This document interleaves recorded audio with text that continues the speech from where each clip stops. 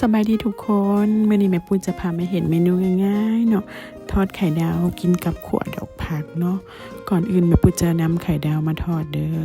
ไข่ดาวแม่ปุ้ยก็จะทอด4หน่วยเนาะเพราะว่าอยู่เฮือนมี4คนคนละหน่วยแล้วทุกคนเด้อจะทอดลงบัดเดียวแบบนี้เลยเนาะแล้วแม่ปุ้ยจะแย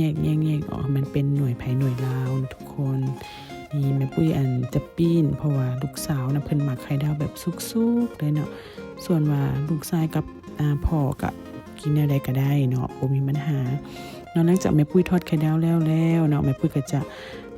เอาผักเทียมมาเจียวลงหม้อนี้เลยนะทุกคน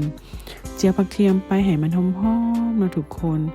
ค่อยๆเจียวหลังจากผักเทียมเฮาได้ทีแล้วเนาะแม่ปุ้ยก็จะเอาซีนหมูที่แม่ปุ้ย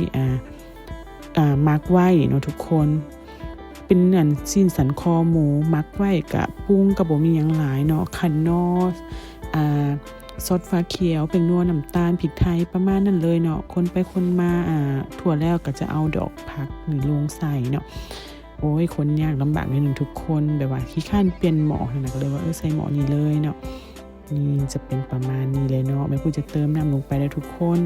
แม่ปุ้ยจะผักไว้ให้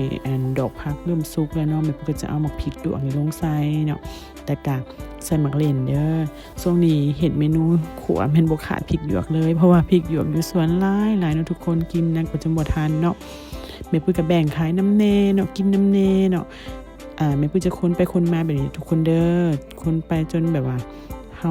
กะว่าผักแล้วก็ทุกอย่างสุกแล้วเนาะแม่ปุ้ยก็จะเอาใบผักบัวนี่ลงใส่เนาะทุกคนเอาใบผักบัวลงใส่แม่ปุ้ยก็จะคนไปคนมาเนาะเมื่อรู้สึกว่าผักบัวก็เริ่มสุกแล้วเนาะแม่ปุ้ยก็จะพอเลยเด้อทุกคนเด้อแม่ปุ้ยจะพอแล้วเนาะมาเบิ่งนำกันทุกคนนี่นะตาทุกคนว่าเป็นตาแซ่บบ่เมนูง่ายๆแต่ว่าหาประกันได้ว่าแซ่บเด้อเนาะแม่ปุ้ยจะจัดขึ้นโต๊ะเด้อทุกคนแม่ปุ้ยจะเฮ็ดแจ่วซีอิ๊วใส่หมักเพชรใส่กระเทียมให้ทุกคนกินกับเนาะ